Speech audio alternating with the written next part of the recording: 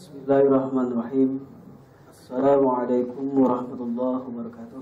Waalaikumsalam warahmatullahi wabarakatuh. Alhamdulillahirabbil alamin. Bihi nasta'inu ala umuri dunya wad din. Shalatu wassalamu ala asrofil anbiya wal mursalin wa ala alihi wa sahbihi ajmain. Alhamdulillah, puji dan syukur marilah kita panjatkan kepada Allah Subhanahu wa taala yang mana pada saat ini kita masih berikan sehat walafiat sehingga kita dapat kumpul dalam majlis taklim ini. Salawat serta salam semoga Allah curahkan kepada junjungan kita Nabi besar Muhammad sallallahu alaihi wasallam, pada keluarganya dan kepada ya Allah ya Rabbi. Hadirin rahimahullah, pada kajian kali ini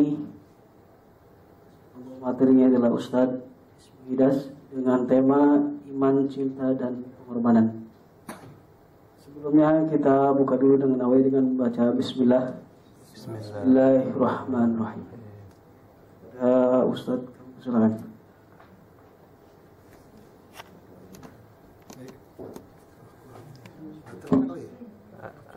Ada delay. Baik. Bismillahirrahmanirrahim. Enak ya, kalau ada delay di saya sih. Majuan aja kali ya. Majuan aja Pak. Oke, kalau delay saya ngomong keluar suaranya. Ya kalau ngomong biasa enak, kalau mikir. Baterai apa emang? Coba dulu.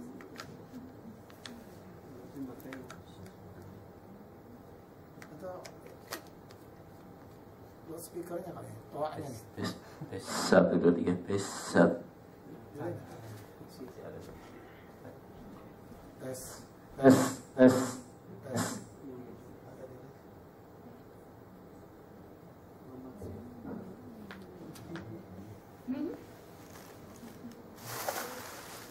Jajal.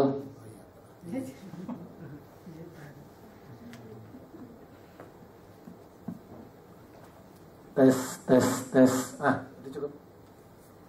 Ya kan, kalau kita nggak hilang lagi tadi kan. Tes. 1, 2, 3.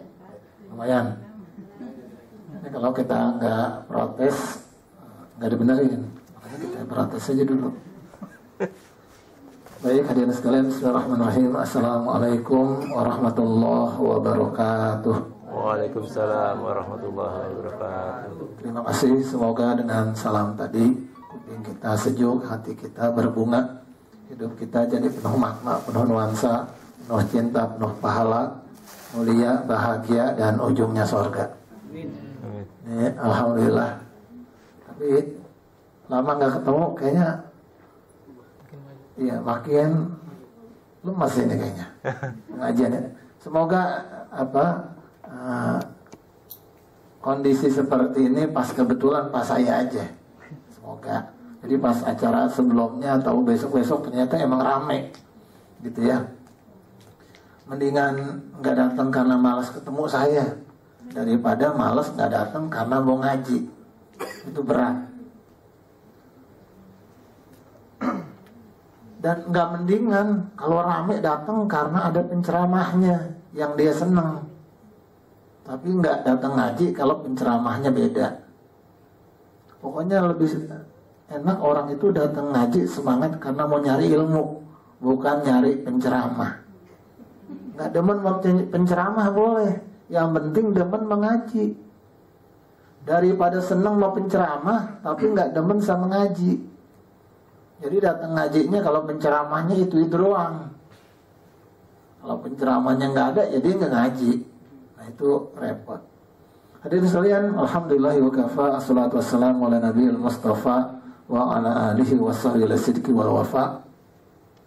Segala puji bagi Allah Subhanahu wa taala yang telah mengizinkan kita semua kembali bersua di sini untuk menyatukan asa dan cita, untuk menyatukan antara teori dan aksi, untuk menyatukan antara kata-kata, cita-cita, dan amal nyata. untuk menyatukan antara keinginan dan pengorbanan, untuk membuktikan iman menjadi kenyataan, untuk menjadikan ibadah kita menjadi punya makna, untuk menjadikan ilmu kita menjadi punya arti, dan untuk menjadikan amal kita menjadi bermanfaat. Segala puji bagi Allah Subhanahu wa taala yang telah mengizinkan kita semua untuk melewati itu semua dengan keimanan. Salawat dan salam tak lupa kita sanjungkan kehadirat Nabi besar Muhammad sallallahu alaihi wasallam yang mengajarkan kepada kita bukan hanya berteori tapi juga beraksi. Untuk mengajarkan kepada kita bukan cuma menggerutu tapi bekerja dan bersatu. Yang mengajarkan kepada kita bukan cuma bisa mengkritik tapi berani untuk menjadi teladan. Hadirin sekalian, kita masuk di satu masa di mana kehidupan menjadi kehilangan arah. Sederhananya manusia kehilangan keimanan. Ada orang-orang yang percaya LGBT, ada perempuan yang percaya dia dilahirkan sebagai pria, ada laki-laki yang merasa bahwa cintanya itu suci kepada pria. Ini kita kehilangan keimanan. Ada yang menganggap Quran sebagai ilmu belaka, tapi nggak diamalkan. Ada yang kemudian menganggap Quran cuma sekedar bacaan yang nggak perlu diamalkan. Kita kehilangan keimanan. Muncul manusia yang nggak percaya Tuhan. 15 juta kader komunis siap bangkit. Tahu di sini ada nggak nih? Nggak ada ya, alhamdulillah. Itu baru kadernya, belum simpatisannya. Komunis tuh udah anti Tuhan, nggak percaya Tuhan. Bagaimana mau beriman? Tuhan aja dia nggak percaya. Tapi kalau dia mau ngaji, kalau kata Zakir Naik, orang komunis itu selangkah lagi beriman, iya kan? Karena dia mengatakan nggak ada Tuhan. Selangkah lagi dia jadi beriman dan masuk surga. Komunis tuh dia mau melangkah nggak? Melangkah dikit lagi aja. Nggak ada Tuhan selain Allah. Beriman nggak kalau begitu kira-kira? Cuma dia nggak mau ngaji, cuma berhenti, nggak ada Tuhan. Terus lu minta sama siapa? Mengkong lu. Ada orang percaya Tuhan, nggak percaya agama. Kalau tadi komunis, kalau percaya Tuhan nggak percaya agama disebut apa? Ateis, nggak percaya Tuhan. Ini Tuhan dia percaya, tapi nggak percaya agama. Namanya agnostik. Dia percaya Tuhan ada, tapi agama nggak ada. Nah, agama bikin kita berpecah. Agama bikin kita ribut. Mohon maaf, ente mau nikah nggak? Kalau ada orang komunis tanya, ente mau nikah nggak? Mau. Ya kalau ente mau nikah pakai cara apa? Agama yang ngajarin kita nikah. Perempuan mau jadi agnostik, mau jadi komunis, mau dikumpul keboin. Kalau mau tunjuk tangan. Iya kan, kalau komunis kita nggak perlu nikah. Orang yang ngajarin nikah sama agama doang. Ente mau dilamar. Lah kalau nggak punya agama bagaimana ngelamarannya?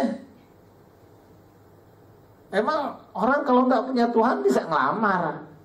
Orang yang punya keyakinan, yang percaya lamaran. Tapi kalau dia mau ngelamar mau cara apa? Pakai tukar cincin agama Kristen ya kan? Agama Islam ada khitbah, bawa barang bawaan. Nah kalau repotnya lagi orang kalau seadanya nggak punya agama, ntar kalau dia meninggal mau diapain? Mau dikubur cara Islam, dibakar cara Hindu Bali, dipakein peti Nasrani pakai, dikain kapanin cara Islam, pakai jas cara Nasrani. Lah ente kalau nggak punya agama, ntar meninggal mau diapain? Kasih kucing.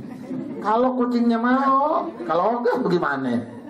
Jadi ngerepotin diri sendiri, cuma dia nggak percaya. Pentingnya iman tuh di situ. Orang kalau nggak punya iman putus asa hidupnya. Coba, kalau gaji nggak naik-naik, sementara utang makin meningkat. Jodoh nggak datang-datang, sementara usia nambah. Ente mau minta tolong sama siapa? BPJS belum rapi-rapi, sementara penyakit bertumpuk, mau minta tolong sama siapa? Kan Allah. Lah kalau ente nggak percaya Tuhan, doanya kemana? Ke presiden. Lah presiden aja bingung, utangnya banyak. Ini kan contoh bahwa orang kalau nggak punya iman mau minta tolong sama siapa? Kalau jodoh tak kunjung tiba, mau nangis kemana? Kalau gaji nggak kunjung naik, kalau kerjaan nggak kunjung dapat, kalau anak nggak kunjung kemudian punya, kalau rumah nggak kunjung kebeli, kalau mobil nggak kunjung lunas, kalau gelang nggak kunjung asli, selalu imitasi, mau minta tolong sama siapa? Makanya ini pentingnya iman tuh di situ. Nah sekarang kita muncul manusia nggak percaya iman, nggak percaya agama, makanya ngomong lagi, udah deh nggak usah bawa agama. Ini orang ngomong asal goblek. Kita nggak mau percaya agama, emang nggak tahu ABG kita udah pada maksiat. Itu kita masih ada agama, maksiat udah nggak kira-kira ABG. Ada yang nggak pernah pacaran, tahu-tahu bunting. Ternyata nggak ketahuan sama bapaknya. Ada yang belajar kelompok sama temennya, tahu-tahu mati kepacul karena tawuran. Ini apa?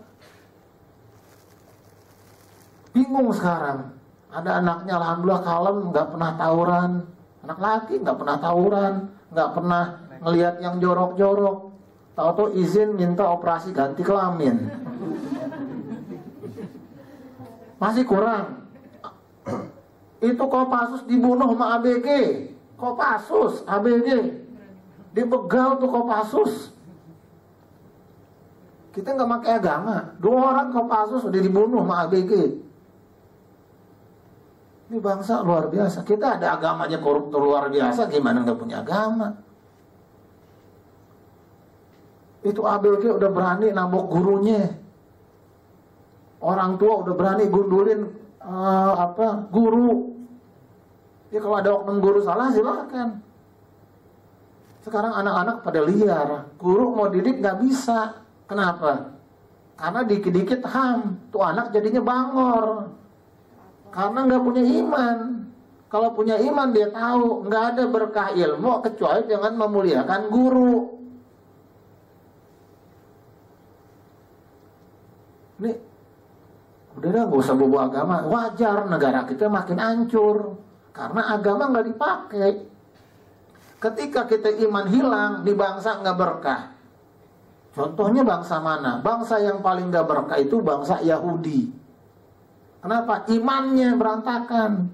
Makanya di bangsa kalau nggak beriman sama Allah, mohon maaf, tunggu hancurnya. Biar kata kita teriak nih NKRI nggak harga mati. Yakin nggak bisa abadi? Sriwijaya yang jagoan lebih hancur duluan. Majapahit yang dahsyat tinggal cerita. Prabu Silawangi tinggal kisah belaka. Terus kita mau ngomong hebatnya Nusantara, nggak beriman, jauh panggang dari api. Di bangsa mau maju pakai cara sekuler, nggak bakal maju. Seperti bangsa Yahudi. Bangsa Yahudi itu luar biasa. Benar-benar imannya dipermainkan. Didatengin Nabi. Oh, Nabi udah luar biasa bawa mukjizat buat bangsa Yahudi. Apa mukjizatnya? Dibikin tangannya bercahaya, ya kan? Tongkatnya bisa jadi naga, bahasa kita ya. Tongkat Nabi Musa berubah jadi ular gede. Coba, nggak usah Nabi dah. Dia bisa ngerubah tongkat jadi ular raksasa. Kita terkesima nggak kira-kira? Ini Yahudi udah dapat mukjizat begitu, nggak beriman juga. Datang Nabi Isa, Itu burung udah mati hidup lagi. Yang buta jadi melek. Kira-kira udah dahsyat nggak tuh mukjizat? Dia nggak beriman juga. Nabinya diudak-udak mau dibunuh dibiarin. Emang begitu. Nabi Musa bisa ngebelah laut. Dia malah nyembah kebo, sapi betina. Itu orang Yahudi nggak beriman. Kenapa? Orang kalau nggak beriman tuh, kita nggak usah dihancurin langit, nggak usah dibelah gunung untuk beriman. Ini yang akhwat pengen jodoh, tahu-tahu dapet. Kira-kira beriman nggak tuh begitu? Dia kan udah beriman banget. Yang laki-laki doa, ya Allah naikin gaji saya. Besok ditelepon, gaji lu naik 2 kali lipat. Kira-kira imannya nambah nggak? Ini diturunin sama Allah makanan dari langit. Mana wasalwa. Orang mati diketok sama lidah sapi hidup lagi. Nggak beriman juga. Orang kafir begitu. Di Indonesia mulai begitu. Quran diinjak-injak, masjid dilecehin, ibadah dimain-mainin, ulama dikata-katain. ABG kita mah seneng begitu. Ya, silahkan aja. Tapi mohon maaf, ketika kita nggak punya iman, keberkahan nggak bakal turun. Walau anna ahlal qura amanu, kalau seandainya penduduk sebuah negeri beriman, wattaqau, dia bertakwa, la fatahna alaihim barakatim minas sama'i wal ard, maka pasti akan diturunkan keberkahan di langit dan di bumi. Dari langit bumi berkah. Ya kalau orang Afrika miskin wajar ya. Emang tanahnya tandus, kering. Jangan lagi pohon, onta aja nyesel di situ.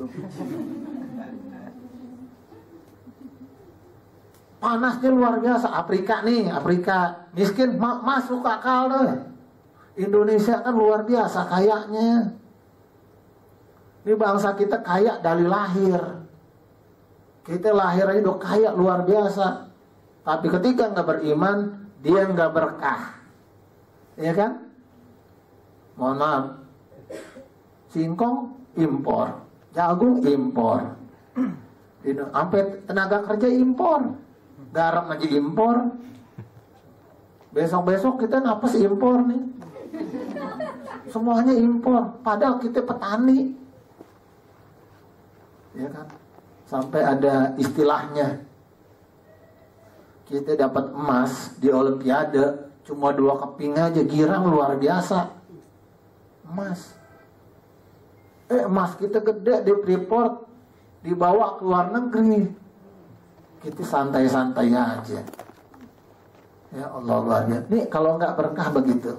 Maka yang pertama sumber kebahagiaan yakin mau Allah. Minta apa? Kalau yakin.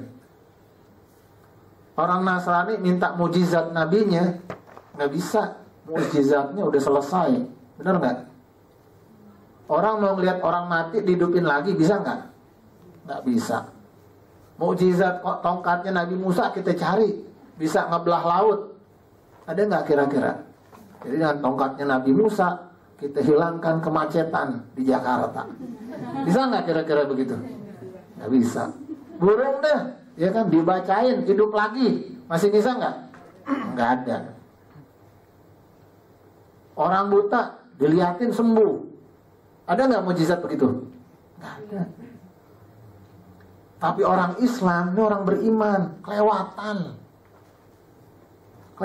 kalau iman kita tuh bermasalah. Kenapa? Mukjizat yang diturunkan kepada Nabi kita itu diwarisin sampai ke tangan kita. Namanya Al-Quran.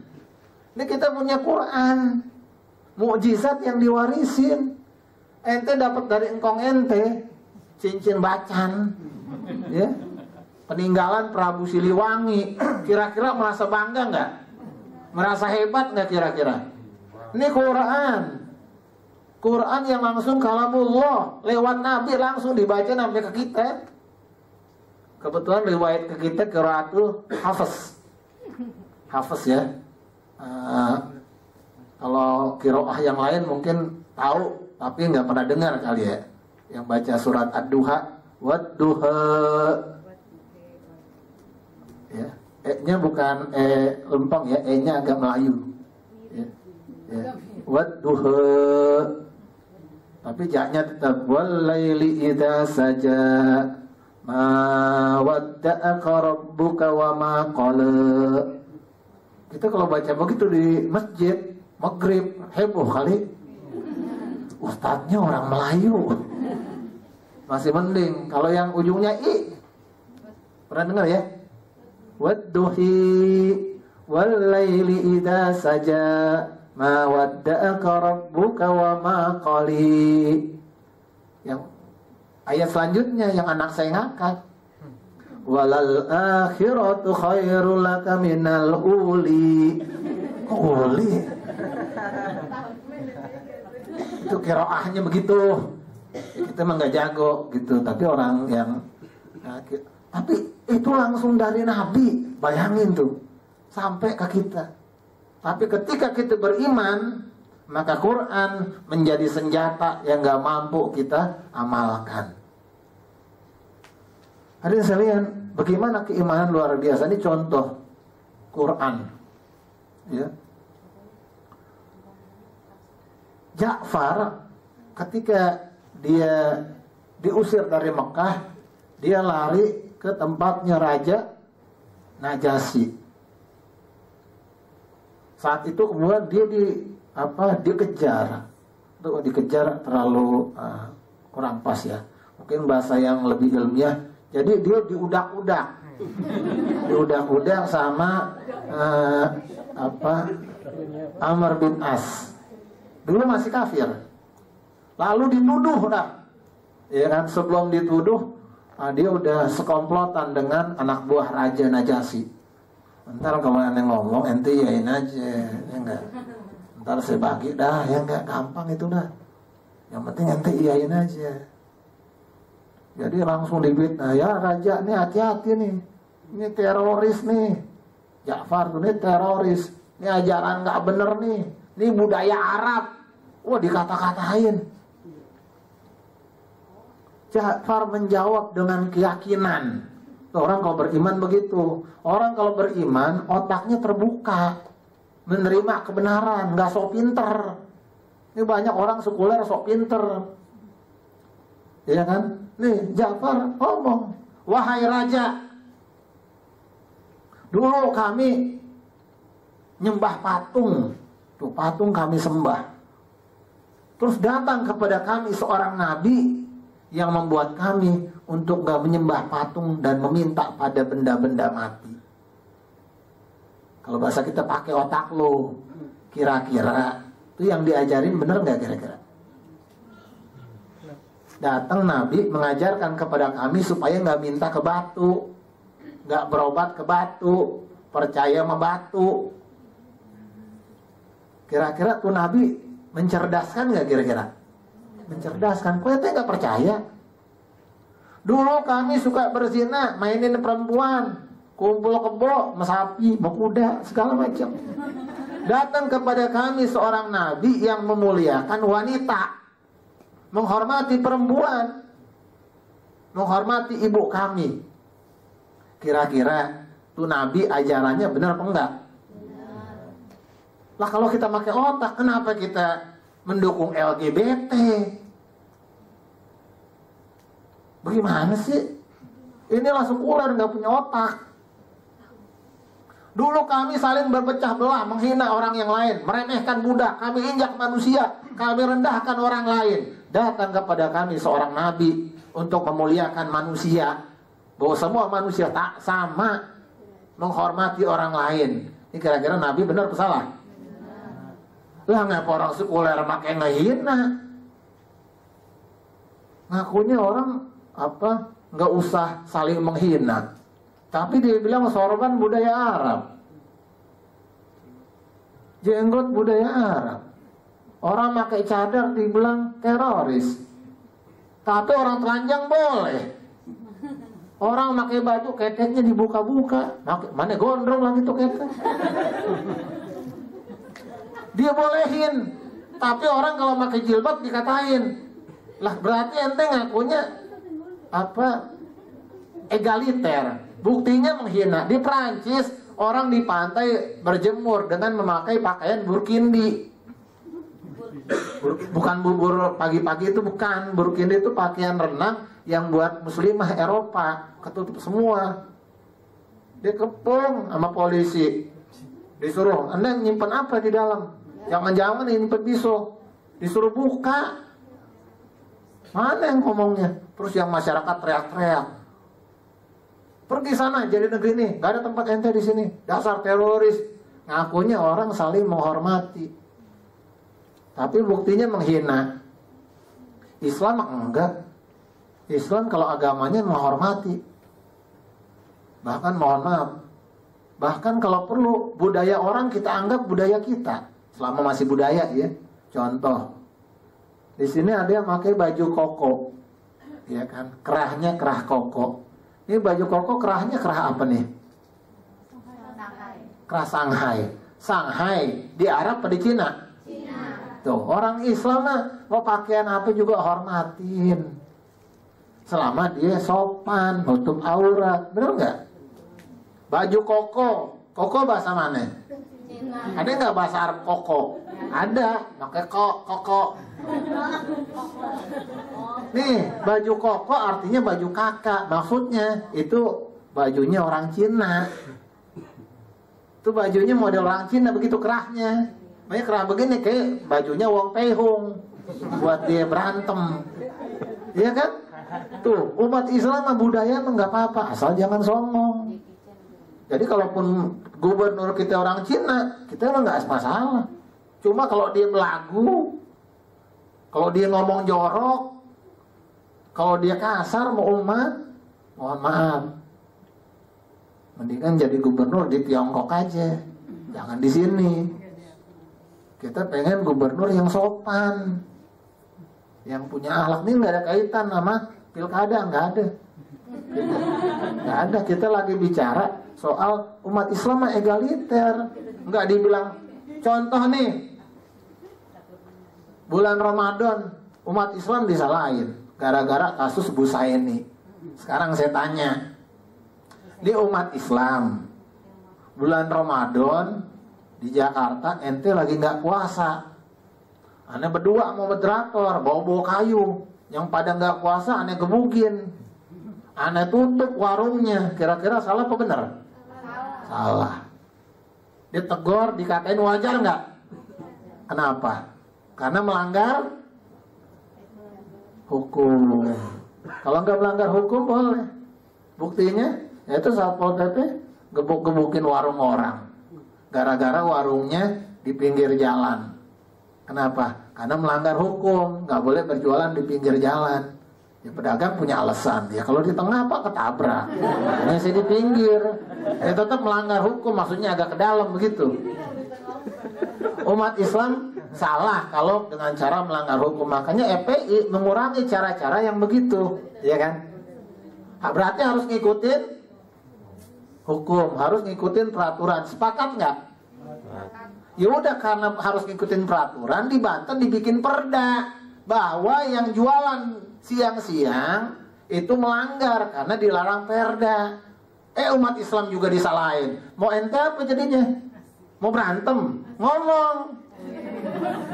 Dia ngomong doang. Kita mah enggak. Cuma sekarang saya mau tanya, umat Islam nggak pakai hukum, salah nggak? Salah. Terus pakai hukum, kok disalahin juga? Melanggar? Kan enggak. Yang melanggar Busaininya. Di Banten hukumnya melarang, kita pakai hukum nih. Kita orang nggak puasa nggak boleh kita tegur karena aturannya nggak ada. Nah di Banten ada aturan, nggak boleh jualan di waktu siang. Umat Islam benar nggak? Lah kenapa umat Islam disalahin juga? Ente maunya apa? Itulah kalau orang jahat. Emang mah Islam nggak demen. Padahal Ja'far udah ngomong, dulu kami suka maksiat. Nih dulu kami suka maksiat, minum minuman keras, bejat. Datang seorang nabi menghentikan kepada kami untuk berbuat maksiat, mabuk-mabukan. Bu, kira-kira tuh ajaran bener, ajarannya bener apa salah? Kok pada benci sih? umat Islam ada aturan puasa, supaya puasa itu kemudian saling nggak terganggu. Masyarakat mayoritas meminta untuk dihormati, supaya saling menghormati. Boleh nggak aspirasi begitu? Kok masih salah juga sih? Kenapa? Inilah kalau negeri nggak beriman. Nggak usah ngikutan jilbab budaya orang Arab. Lah kalau orang Arab budaya jilbab, kenapa Nabi Muhammad dia lawan? Kenapa dia nggak beriman kepada Nabi? Karena dulu orang Arab telanjang, tarinya tari perut. Makanya orang ngomong sejarah bilang jilbab budaya Arab. Saya mau tanya, tahun berapa orang Arab mulai pakai jilbab? Saya mau tanya, kapan orang Arab nutup kepala? Orang Arab budaya tari perut, biar paham. Ini contoh. Bangsa kita luar biasa. Udahlah, nggak usah nggak usah pakai sorban ngikutin budaya Arab. Lu pada pakai celana budaya orang kafir, gua nggak protes. Ya mau fair ya. Orang pakai gamis nih, saya misalnya pakai gamis. Terus ente ngomong ustadznya soalim pakai gamis segala, kan celana panjang bisa. Kenapa orang pakai gamis kita dengki? Sementara Anda pakai celana, saya nggak protes. Celana itu produk orang mana? Saya mau tanya. Ada nggak orang Indonesia dulu pakai celana? Nggak sesuai, ini budaya Indonesia. Copot. Ya kalau mau fair. Lah saya mau ketahuan celana sarung. Ayo deh mau ngomong kemana deh, bodoh dah. Maksudnya kok kita dengki sama Islam? Kenapa sih? Islam salah apa? Ternyata nggak beriman. Tapi Ja'far ngomong begitu, rajanya karena rajanya itu akalnya dipakai, dimikir, Anda benar. Apa yang dibawa oleh Nabi Anda? Sekarang apa yang dibawa? Bukti dia Nabi apa? Ini orang kalau beriman otaknya tuh luar biasa. Ja'far cuma jawab dengan bacaan Quran. Dia baca surat Maryam. Ja'far kalau baca udah sebagaimana wahyu diturunkan barangkali, ya enggak? Dia baca Quran, Raja Najasyi dengerin. Selepas baca Quran, Ja'far lihat Raja Najasyi nangis. Orang kafir nangis dengar Quran. Kok kita enggak ya? Kita dibacain Quran pules. Nah itu masih mending Pak Ustaz. Ada yang dibacain Quran ngamuk ya, keluar macannya. Dibacain Quran kesurupan. Waduh, bangsa kita aneh. Ada yang dibaca Quran takut. Nanti kita mau bikin acara ruqyah. Kok acara ruqyah sih? Berarti nanti ada setannya. Lah ngapa takut meruqyah? Lah ruqyah orang baca Quran doang. Ngapa takut? Seorang baca Quran dari mana bacain saya dengerin. Kenapa kita takut membaca Quran? Sementara bacaan komik kita nggak takut. Naruto khatam udah selesai. Ada penggantinya Boruto, dicari juga sama dia. Sampai film-filmnya di-download. Kita begitu luar biasa. Imannya kurang. Makanya Quran itu nggak menggetarkan hatinya. Itu orang kafir. Namanya Umar bin Khattab. Lagi marah. Coba. Nggak ada kali laki kita marahnya, dia punya laki marahnya ke Umar. Mana Muhammad? Wacok. Kira-kira tuh ngomongnya. Temannya komentar. Ngomong bacok loh. Banyak omong loh. Maksud ente apa?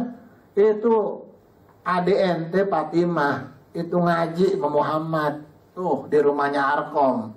Dia ikut pengajian. Marah, emosi. Saking emosi adiknya digampar. Ditampar adiknya, akhirnya ya Allah dia gampar perempuan, malu. Akhirnya dia nggak enak. Mana? Ente ngaji apa? Sini saya baca. Fatimah nggak mau, nggak penting. Ente mohon maaf, ente najis. Kalau mau baca mandi dulu. Dia mandi, dibuka surat Toha. Waktu itu nggak baca Quran begini ya, bentuk suhuf. Dibaca surat Toha. Dia ngaji aja. Itu bisa bahasa Arab doang, tajwidnya belum bisa. Karena dalam bahasa Quran sedikit beda dengan bahasa Arab. Kalau bahasa Arab ya bahasa biasa, sementara Quran ada tajwidnya. Ada ikhfa, ada idgham, ya kan? Ada syaktah dan lain sebagainya. Kalau makhraj rata-rata orang Arab bisa, ya kan? Tapi kalau baca Quran, nggak ada bahasa Arab pakai mad jaiz, nggak ada. Mad tabi'i bahasa Arab nggak ada. Antum kabarnya ikhfa, antum kabar juga antum, nggak ada. Biasa aja. Apalagi mesti stabil ya, mesti stabil harokatnya. Ya 2, 1, 1, 3, 3. Kalau ikhfanya 3, 3 semua, jangan 2. Kalau ikhfanya dinahan 2, ya 2 semua. Kalau nggak ditahan berarti belajar lagi yang benar. Ikhfa nggak ditahan. Misalnya jelas kalau bahasa Arab kan nggak. Nih Umar belum ngerti nih baca tajwidnya. Dia cuma bisa bahasa Arab. Dia baca surat Toha, langsung luluh, dapat hidayah, langsung mau masuk Islam. Bagaimana orang kalau hatinya bersih? Langsung beriman. Quran doang tuh. Dia mukjizat yang diwariskan. Khalidun wa ata'un mutajadid. Kekal, ditaati selamanya. Kenapa kita nggak berkah? Karena kita jauh dari Quran, nggak beriman pada Quran. Makanya orang zaman dulu baca Quran nangis. Sholatnya khusyuk. Itu sholat ya Allah. Ada yang sholatnya sambil mikirin utang. Ada yang sholat masih ngedumel sama bosnya. Yang khusyuk ada juga, ada yang sholat khusyuk. Lupa rokaat. Saya pikir lama-lama ngapa dia lupa rokaatnya. Ya ada yang sholat sambil ngedumel, ada yang sholat kayak capung cebok. Makanya kalau dihitung-hitung menurut berapa orang ahli hikmah, manusia hidup 60 tahun, 65 tahun. Orang hidup paling sholatnya cuma 3 tahun. Sisanya dia main, dia jalan-jalan, dia maksiat. Karena waktu sholat ya paling 5 menit, 10 menit deh. 10 menit juga itu yang udah serius tuh sholatnya. Iya kan? Ada yang sholat udah rapi sholat, kelupaan. Tahu-tahu udah 5 rakaat. Belakangnya ngomong, Pak tadi 5 rakaat. Ente kok gak subhanallah? Saya subhanallah 3 kali Pak. Saking gak ingetnya. Kalau lupa kan sujud sahwi aja dia lupa. Berat nih, masalahnya udah berat. Kayaknya udah berat banget masalahnya nih. Tinggal bunuh dirinya doang tuh orang ini tuh. Tapi kan bagaimana zaman sahabat orang sholat nangis. Kalau gitu dibacain Quran, ada yang males dengar Quran, males. Ada yang panas segala macam. Akhirnya ngomong, udah gak usah bawa agama. Nah, kita jauh dari keimanan. Kalau kita beriman, ini mukjizat yang diwariskan. Hadirin sekalian, wa hadza kitabun anzalnahu mubarakun. Dan sungguh kitab ini yang diturunkan untuk memberikan keberkahan. Itu Quran.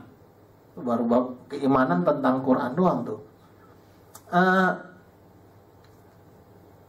Kalau ada orang yang autis gitu ya, suruh ngapalin Pancasila aja susah, suruh ngapalin lagu susah.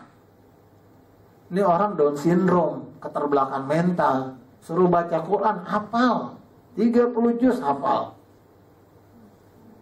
Ada orang dia biasa baca Quran, suatu ketika dia mesti dioperasi. Karena dia mau dioperasi, tiap hari dia murojaah. Karena dia mau setoran hafalan ya. Dia murojaah sehari sekitar 12 juz. Tapi ternyata dia sakit mesti operasi. Sebelum operasi dia murojaah. Pas sambil murojaah, susternya datang, Pak nih mau disuntik ya Pak, karena mau dibius nanti setelah itu dioperasi. Itu murojaah dibius kan, sebelum dia pingsan gitu kan, mabok ya kalau bahasanya, teler dulu gitu, nggak jelas begitu ngomong, kadang-kadang ngomong nggak keruan. Ini dia pas dibacain Quran, pas dia dibius lagi teler, murojaahnya jalan terus sampai akhirnya dia pingsan, dioperasi. Pas selesai operasi berapa lama dia sadar, dokternya nungguin. Oh Bapak udah ngajarin saya Pak soal agama saya. Alhamdulillah saya dapat hidayah di sini. Oh maksud dokter apa? Nggak, tadi Bapak lagi ngaji. Pas ngaji di bius lagi teler, Bapak terus baca Quran. Sampai biusnya pengaruh, akhirnya Bapak pingsan dioperasi. Lagi dioperasi, mulut Bapak masih ngaji. Itu Quran tuh. Jadi kalau kita punya masalah, balik aja ke Quran lagi. Nah hadirin sekalian, ini contoh betapa luar biasanya. Orang kalau baca Quran sesuai sanad, itu bacaannya bukan cuma sampai ke Rasul. Ini dibaca Quran nih, sesuai sanad gitu. Bacaan kayak misalnya Rosid misalnya. Walaupun bacaannya lain sama kita ya kan. Siratal ladzina an'amta 'alaihim. Sini protes, kok 'alaihim? Ghairil maghdubi 'alaihim waladdallin. Kok 'alaihim? Itu ada qiraah yang 'alaihim. Begitu. Itu udah kedar. Itu bacaan kalau sesuai sanad. Itu nyampainya bukan cuma ke Nabi. Itu bacaan nyampainya ke Jibril. Sesuai Jibril baca begitu cara bacanya. Makanya orang Arab belum tentu ngerti tafsir. Oh, segitunya ilmu luas ya. Itu baru qiraah sab'ah tuh, belum bab tafsirnya. Itu bacaan sampai ke malaikat yang mulia. Cara baca begitu. Nabi sampai ngomong, Ibnu Mas'ud kalau dia baca Quran sebagaimana Jibril menurunkannya. Cara bacanya tuh. Kalau kita beriman sama Quran, hidup kita tenang. Cuma kan kita sama Quran ya kurang. Quran sama kita seperti cinta yang bertepuk sebelah tangan. Dia ada tapi sukar kita dekati. Kita ingin ngebaca tapi nggak kunjung terjadi, nggak kunjung tiba. Kita tahu kita sama-sama mencintai tapi tidak bisa bersama. Girang, salah kan begitu. Itu Quran ada kali di rumah 10 Quran ada, dibuka juga kagak. Selalu ngomong, ya Allah ini bulan puasa. Kemarin bulan puasa sehari pas itikaf dapat 10 juz ya enggak? Ini ya Allah udah 3 bulan, udah mau 3 bulan. Habis bulan puasa, belum hatam-hatam juga. Ya udah kita baca lagi. Enggak dibaca juga tuh. Dilihat-lihat doang Quran. Apalagi tiap ada yang baru, yang perempuan beli. Bukan karena pengen baca kadang-kadang. Ini bagus bungkusnya broken pink. Enak bacaannya, warnanya salem. Ya, bagaimana keimanan itu kita jauh. Nah, ini kan iman. Nah, iman itu membutuhkan yang namanya cinta. Karena iman itu cinta. Wa minan nasi may yattakhizu min dunillah. Ada orang-orang yang mencari tandingan selain Allah. Ya kan? Mereka mencintainya sebagaimana mereka mencintai Allah. Ada orang cinta sama selain Allah, udah seperti mencintai Allah. Wallazina amanu asyaddu hubbalillah. Orang beriman cintanya kuat sama Allah. Lihat, kita kalau disuruh ke masjid susah. Anak muda males dari masjid. Walaupun sekarang alhamdulillah ya, setelah Ramadan kemarin yang anak-anak muda makin rajin ke masjid ya. Nyari Pokemon. Nyari Pokemon. Sampai pengurus masjid bingung. Di mondar-mandir di masjid kita kan bingung. Dek, kalau mau wudhu sebelah sana dek. Kalau itu perempuan. Oh enggak Pak, bukan. Saya mau nyari Pokemon. Oh iya. Emang udah janjian tadi? Loh. Oh mungkin mau sholat sebelah. Kalau di sini nggak ada sih Pokemon. Ponca ada Ponca. Dia nyari Pokemon. Nggak ngerti ngurus musola Pokemon apaan. Tapi semangatnya kalah gitu. Ya tapi nggak serta merta game itu jadi haram. Nggak serta merta. Kita susahnya orang kalau jarang ngaji itu hadis bukan lagi hadis doib, hadis matruk, hadis riwayat broadcast. Main sebar aja. Pokemon berasal dari bahasa Yahudi. Lu belajar dari mana? Pokemon belajar dari bahasa Yahudi. Yahudi mana belajar ngomong begitu? Orang yang bikin orang Jepang. Jadi nggak serta-merta mengharamkan. Yang namanya permainan awalnya mubah. Al-aslu fil asya al-ibahah. Segala sesuatu asalnya mubah. Segala sesuatu tuh asalnya boleh. Malam yarid dalil tahrim, selama belum datang dalil haramnya. Ini semuanya boleh.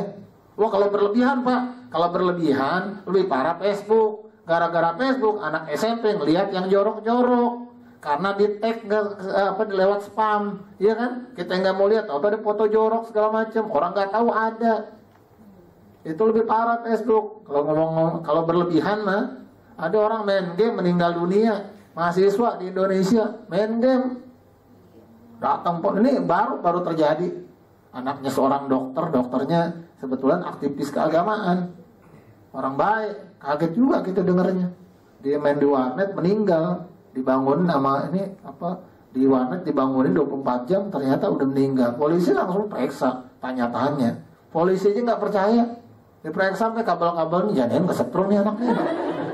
Ternyata enggak, ya emang matinya. Ada orang yang mencintai dunia berlebihan, sama dia mencintai harta. Kalau buat dunia, tasnya herpes apa ya? Herpes penyakit ya. Itu tas 1 miliar. 1 miliar kita bikin pesantren. Waduh, ada yang tas 700 juta. Itu isinya apa ya? Iya tas harga 7, isi duitnya cuma segitu. Itu berlebihan terhadap dunia. Hati-hati. Dunia itu halalnya Allah hisab, Allah tanya. Dunia nih ente makan halal, itu Allah tanya. Berlebihan apa enggak? Udah bagi orang apa enggak? Allah nanya yang halal. Haramnya siksa. Mencintai dunia. Makanya ya ayyuhallazina amanu ittaqullah wal tanzur nafsum ma qaddamat lighad wattaqullaha innallaha khabirun bima ta'malun wa la takunu kallazina nasullaha fa ansahum anfusahum. Jangan jadi orang-orang yang lupa sama Allah. Dia lupa sama Allah karena cinta sama selain Allah, selain di dunia dicintai. Apa yang terjadi kemudian? Fa ansahum anfusahum. Karena dia cinta, dia lupa sama Allah, dia bikin dia lupa diri. Kita lupa sama Allah, cinta sama pekerjaan. Kita anggap pekerjaan kita baik. Ternyata gara-gara pekerjaan lebih kita cintai, cerai sama bini. Saya belum ketemu aja tuh Ustaz. Kalau ketemu saya tegur. Ente nggak ngerti agama, nyari istri, cari yang berakhlak, cari yang dekat sama Quran. Sebab kalau ente cari yang bergelimang dunia, ente nggak mampu ngontrolnya. Gak mampu, gaya hidupnya udah lain. Kalaupun dia udah tobat, gaya hidupnya mesti dirubah dulu. Ente ustadz, biasa hidup susah. Iya kan? Orang di studio pakai AC yang 15 derajat Celcius, AC dinginnya. Dia bilang kurang dingin. Kita udah ampak begitu. Aduh. Ini nggak ada bed cover apa begitu ya? Dia mah biasa. Dia pakai mobil mewah enak, kita mah malu, bener malu. Tangga kita susah. Terus kita punya mobil ngeredit, ada kali di rumah yang cakep. Saudara kita datang, minjem duit, anaknya mau sekolah, kita nggak megang duit, ngomongnya bagaimana? Kita ngomong bagaimana kan begitu? Lagi nggak punya duit, orang kan komentar mati ya Allah. Nggak punya duit, mobil lu punya. Orang datang ke kita punya mobil, rumah kita cakep, orang mau minjem duit. Kita siap nggak ngasih terus? Nggak siap. Kalau nggak siap jangan mewah-mewah. Emang mewah nggak boleh, mahal masih boleh kalau butuh, perlu, ya kan? Misalnya mau beli laptop, jangan yang model Cina. Ntar 3 kali pakai layarnya hilang, repot. Ya motor Cina aja nggak jelas, ya kan? Mocin motornya nggak jelas udah. Dicari yang mahal. Kalau emang yang penting tuh cari yang berkualitas, gitu. Tapi jangan. Nah hari ini ketika manusia cintanya sama Allah diuji, dan ini momennya pas, ya momennya pas, ya kan? Apa momennya? Haji, dan momennya kurban. Bagaimana Allah menguji cinta kita? Sebagaimana Allah uji cintanya para nabi, disuruh untuk menyerahkan anaknya diberikan untuk Allah Subhanahu wa taala. Disuruh meninggalkan negeri yang dicintai selama Allah yang nyuruh sami'na wa ata'na. Itu begitu, meninggalkan Mekah. Disuruh kemudian untuk melawan raja yang resikonya mati. Maka saat itu juga dia langsung membuktikannya. Bagaimana Nabi Ibrahim melawan Raja Namrud. Disuruh menginfakkan dunia, bukan harta ya, menginfakkan dunia. Sampai begitu, Nabi. Kita menganggap miskin susah, ya kan? Tabungan nggak ada, ente merasa susah kan? Di rumah makan cuma telur doang, ya kan? Sama nasi putih, nggak ada lebihnya, merasa susah kan? Benar nggak? Ya kita pulang nih di rumah makan cuma ada kangkung doang, ya kan? Lu potong lagi kangkungnya, merasa susah nggak? Susah. Pernah Nabi bilang, Nabi dikisahkan Nabi itu pernah 3 purnama tidak ada makanan di rumahnya, makanan enak. Nabi nggak pernah kenyang dengan roti yang mahal. Nabi itu. Kita nganggap miskin itu ujian. Nabi nganggap biasa aja. Karena hatinya nggak cinta sama dunia. Kita susah dikit stres. Terus kita ngomong, hidup sekarang susah ya. Sekarang saya mau tanya, benar hidup susah? Di sini yang dulu pernah nonton Aci, berapa orang Aci? ACI, aku cinta Indonesia. Cinta Amir, cinta Cici, cinta Ito, tahu? Yang tahu berarti udah tua. Sekarang saya mau tanya, dulu ente punya handphone nggak? Punya telepon nggak? Dulu kita girang, sebulan sekali nungguin kartu pos dari teman kita di Lampung. Kita kartu pos, cari yang gambarnya macam-macam, kita tulis gitu. Bagaimana kabarnya? Sekarang HP punya apa punya, silaturahmi jarang.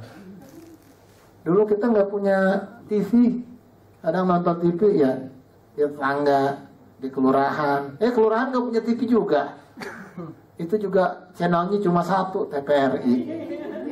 Sekalinya ada channel TVRI 2, TV-nya mesti diputar-putar gitu, putar-putar. Copot puterannya. Kita pakai lidi kan, kita putar-putar. Patah di dalam. Bagus saya nggak banting tuh TV. Dulu di Lampung juga gitu, ya kan? Kebeli TV nggak ada antenanya, udah nggak nyala, dipajang doang sama dia. Dulu ada yang beli kulkas dari Jakarta, karena petaninya petani kelapa sawit, udah kaya, kaya dulu ya walaupun orde baru disebutnya tapi kaya, petani kaya dulu, sawit segala macam, palawija, tuh lada. Itu di Jakarta beli kulkas, listrik belum masuk di rumahnya. Itu kulkas dipakai buat naruh baju. Udah jadi lemari kulkas. Itu di Lampung. Nah, jadi kita ngomong hidup kita susah. Emang kita nggak ngerasain dulu makan telur atu bagi 3, makan nasi sama kecap doang. Kita nggak ngerasain dulu tahi babal kita tumbuk sama garam. Tahi babal kita tumbuk pakai garam, kita jadiin rujak. Saking buah nggak kebeli. Bikin buah duren di mana-mana dijual, kita makan karuknya. Tahu karuk duren? Bunga duren jatuh, kita pungut, kita tumis. Ente ngomong hidup susah, nggak bersyukur. Karena kita cinta sama dunia. Kita hidup baju, aduh ini baju saya dikit. Nabi punya baju cuma 2. Ya Allah, bagaimana coba kita bayangin hidup kita nih? Kita nganggap hidup susah. Oh, kasur kita jelek. Nabi cuma nggak ada kasur di rumahnya, tidur pakai selimut. Istrinya nggak, nuntut cuma sekali. Nabi suruh pilih dunia apa Nabi. Cintanya mencukupkan. Nggak usah pakai dunia dah, yang penting menabi. Jadi suatu saat Anda nikah, kemudian Anda emosi soal ekonomi nggak pas, masalah sedih, ngegerutu dikit boleh. Tapi Anda kecewa dengan dunia.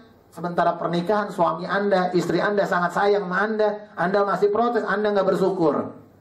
Anda nggak belajar dari Nabi mencontohkan hidup itu berkeluarga saling mencintai. Dunia itu metafora doang. Dunia itu cuma semu. Nabi ngajarin cintanya mencukupkan. Ente mau suami, dikasih suami. Ada orang punya harta, tiap kawin cerai. Ada orang kaya luar biasa, anak nggak punya. Jadi ketika kita nggak memahami cinta kepada Allah, hidup kita bingung. Pengen pasangan milih yang begini begitu, milih begitu begitu. Ya ada, saya pengen pasangan yang cakep Pak, yang ganteng. Ya udah kerja, ada udah ganteng, udah kerja, nggak mau melulu. Terus bagaimana dong? Ya kan, ya kalau udah ada yang ngelamar, kalau dia udah baik, terima, bersyukur sama Allah. Hidup kita berkah kalau kita bersyukur. Ini kan contoh cinta, kita mensyukuri apa yang Allah berikan, ya kan? Handphone cakep-cakep, yang SMS nggak ada, yang WA nggak ada, kita sibuk nulis status sendiri, yang komen juga nggak ada, kan nggak bersyukur. Udah beli aja yang murah. Orang dulu cuma bisa SMS, tapi hidupnya bahagia. Sekarang orang punya medsos macam-macam, stres sendiri, nulis status sendiri, komen sendiri, diposting sendiri. Tiap saat dia buka Facebooknya, nggak ada yang komen soal dia, ngetek aja kagak. Salah kalinya ngetek jual handphone murah dari Batam. Hidup kita repot sendiri hidup. Kenapa? Kecintaan kita bukan kepada Allah Subhanahu Wa Taala. Cinta, nah cintanya itu bagaimana cintanya Nabi dibuktikan? Disuruh untuk mengorbankan dunia. Dalam makna sungguhnya, untuk cinta dunianya dikorbankan. Dunia boleh kita miliki, tapi nggak boleh cinta berlebihan. Dikit aja cintanya sama dunia. Yang penting kita punya. Dunia tuh punya boleh, cinta jangan. Ini kita cinta sama dunia, punya enggak. Itu yang jadi repot begitu. Sama aja orang cinta sama artis, artisnya juga kenal enggak, kan? Nah ini hadirin sekalian kembali. Iman itu cinta. Kalau iman kita mau manis, cintai Allah Subhanahu Wa Taala. Jadi kesusahan dunia seakan-akan biasa buat kita. Kalau kita bahas panjang ya, luar biasa. Yang ketiga deh, pengorbanan. Dulu sahabat itu kalau udah mau pergi haji, korban tuh bukan cuma idul kurban, haji aja itu resikonya nyawa. Jadi kalau kita mau pergi haji dari satu tempat ke Mekah itu banyak penyamun. Kalau dari Indonesia zamannya film Buya Hamka tuh yang difilmin Buya Hamka ya, yang di bawah nawan Ka'bah tuh ya. Kan kalau pergi haji itu kudu naik perahu 6 bulan, ya kan? Di perahu kena penyakit sampar, tipes, meninggal di perahu. Jalannya 6 bulan, balik 6 bulan, meninggal dulu begitu. Berkorban kalau pergi haji bukan girang-girangan dulu, emang siap mati. Udah nabung siap mati lagi. Kalau sekarang pergi haji 150 juta, nyampainya ke Filipina. Wah aneh banget ya. Segitunya ditipu dulu. Tapi dia luar biasa. Sekarang kita udah kaya, pergi haji aja susah. Nabung cuma mikirin mau beli rumah, beli ini, beli itu. Tapi lupa nabung dikit-dikit buat pergi haji. Ya begitulah Pak Ustadz, saya belum ada panggilan. Gimana ya? Ya Bapak udah daftar belum? Belum, bisa mau manggil, daftar dulu. Daftar minta dipanggil, daftar dulu Pak, ntar dipanggil. Belum ada panggilan. Enggak Pak Ustadz, maksud saya belum ada panggilan. Ya ini kan panggilan dari Allah ya enggak? Saya belum terpanggil gitu. Ya Bapak budak. Itu panggilan dari Allah dari sejak zaman Nabi Ibrahim udah ada panggilan pergi haji. Lah Bapak kemana aja? Pengorbanannya nggak ada karena imannya nggak yakin, cintanya nggak muncul. Kita nggak berani berkorban. Kalau yakin sorga ada, kita nggak takut sedekah. Kenapa? Karena kita mau bangun rumah di sorga. Kalau seandainya kita tahu soal keimanan, kita nggak takut misahin anak dengan diri kita. Yang penting anaknya masuk pesantren, biar anak kita nggak dekat pemaksiat. Cukup orang tuanya yang tahu begitu-begitu dah. Hidupnya nggak jelas dulu. Orang sekolah gede segala macam, sekolah umum nggak ngerti agama. Kita baru kenal tahsin aja era-era 95-an baru kenal yang namanya tahsin. Dulu mau ngaji, yang penting ngaji aja. Hak kecil, hak gede kita nggak tahu, ya nggak? Iya kan? Apalagi kalau MC dah, ya kan? Semakin keren ngomongnya, semakin salah bahasanya, ya nggak? Assalamualaikum. Orang asal dia assalamualaikum. Ya kan begitu biasanya. Apalagi MC dangdutan. Orang acara nikahan. Pakai acara dangdut, lagunya menjadi janda. Baru kawin doain cerai. Orang kampung suka begitu, soalnya ganti aja marawis, ganti, ini ganti marawis. Nah hadirin sekalian, akhirnya kita jauh, nggak berani berkorban. Zaman dulu luar biasa pengorbanannya di kita, ya. Berapa banyak? Nih nggak usah ngomong kita kejauhan. Bagaimana di zaman para pahlawan, ada namanya Abdul Hamid. Udah rapi ya? Udah rapi. Ada namanya Raden Haji Abdul Hamid. Dia beragama, nenek moyangnya Hindu, nggak nerima ajaran agama, didakwahin, dia rayu, sampai keluarga dia Islam. Ketika datang tentara kafir Belanda, dia lawan. Dia dengan jamaah pengajiannya, rakyat belum berani, dia berani. Itu pengorbanannya. Kenapa? Karena atas dasar agama. Akhirnya dia berperang dengan kudanya, dengan sorbannya, dengan kerisnya. Dia dipanggil dengan Pangeran Diponegoro, Khalifatullah fil ardi, di tanah Jawa. Namanya disebut Pangeran Dipo, pembela agama, pembela negara. Itu pengorbanannya. Orang tuanya, kakek moyangnya non muslim, tapi dia segitu berkorbannya demi keyakinannya, dia berani. Makanya kalau kita kemudian ngejelek-jelekin agama, mohon maaf ya, justru yang bikin Indonesia menang dari penjajah, kembali bersatu jadi negara, itu muslim. Kalau enggak, nanti bangsa tinggal sejarah. Hadirin, kita kenal Jenderal bintang 5 yang sejati dari Indonesia, namanya Sudirman. Dia perang dalam keadaan sakit. Kenapa? Agama nyuruh dia begitu. Pengorbanan tuh begitu. Sampai Sudirman itu guru ngaji, dia pengurus Hizbul Waton. Dan tentara kita kenal sekarang, Tentara Nasional Indonesia, dulu nggak ada. Dulu cikal bakalnya namanya Laskar Hizbullah. Jadi pengorbanan itu yang membuat bangsa ini berjaya, peradaban ini bangkit. Tapi pengorbanan itu nggak bisa muncul lagi kalau nggak ada cinta dan nggak ada keimanan. Dan pengorbanan itu yang kemudian melandasi Idul Kurban. Kita nggak disuruh motong anak, kita nggak disuruh ninggalin negara pindah ke tempat lain, kita nggak suruh ngebuang dunia dari diri kita. Kita disuruh untuk melawan kemusyrikan dengan cara sederhana. Potong hewannya. Potong hewan bukan buat dewa, bukan buat dewi, tapi buat Allah. Hewannya bukan dimakan sama Tuhan, hewannya bagiin ke masyarakat.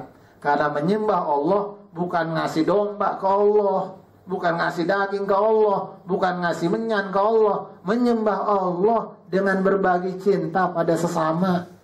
Itulah iman, cinta, dan pengorbanan. Allah ajarkan kita nggak menyembah dewa-dewi.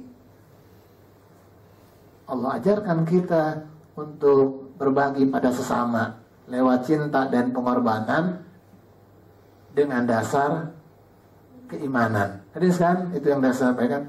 Banyak yang bisa kita gali sebetulnya kalau mau dipertajam. Cuma masyarakat kita belakangan ada masyarakat yang lupa diri. Akhir saya pengen ingetin, hati-hati. Quran udah terbukti benar. Orang yang menghina Quran, hidupnya udah pada mati, udah pada stres, udah pada berantakan keluarganya. Qurannya masih abadi. Dulu ulama dikatain oleh bintang film. Bintang filmnya sombong, bikin film buruan cium gue. Ulama udah ingetin, ulama dikata-katain dihina, ulama nggak pernah bales. Kali ulama bales nyinyir di Facebook, nggak ada. Ada ulama ikut membuli kan, nggak ada. Ini ulama dibully udah biarin aja, biarin. Itu wah sombong, mentang-mentang artis ngetop, zamannya artis ngetop. Tapi ngetop lama-lama hilang, artisnya nggak laku lagi, rumah tangganya berantakan. Kenapa? Coba mencela Quran, mencela agama, mencela ulama. Kita mencela Quran, menghina agama, menghina ulama, silahkan. Tapi besok kita mati. Ya ulamanya terus bicara soal kebenaran. Ya masalah ada oknum ulama jelek ya biasa, namanya oknum banyak. Tapi kalau untuk agama jangan coba dimacem-macemin. Ntar kita kualat, dapat penyakit nggak ada obatnya, dapat musibah nggak ada habisnya, dapat hidup tapi nggak ada berkahnya, dapat rezeki nggak ada cukupnya. Kenapa? Nggak berkah. Wallahu a'lam bishawab. Assalamualaikum warahmatullahi wabarakatuh. Waalaikumsalam. Hadirin Allah, inilah tadi kajian tentang iman, cinta dan pengorbanan. Mudah-mudahan kita dapat mengamalkan dalam kehidupan kita sehari-hari. Karena waktu sudah 1:30 lewat, baiklah kita tutup dengan doa kafaratul masjid. Subhanallah wa bihamdihi, asyhadu an la ilaha illallah. Kita tutup. Assalamualaikum warahmatullahi wabarakatuh. Waalaikumsalam warahmatullahi wabarakatuh.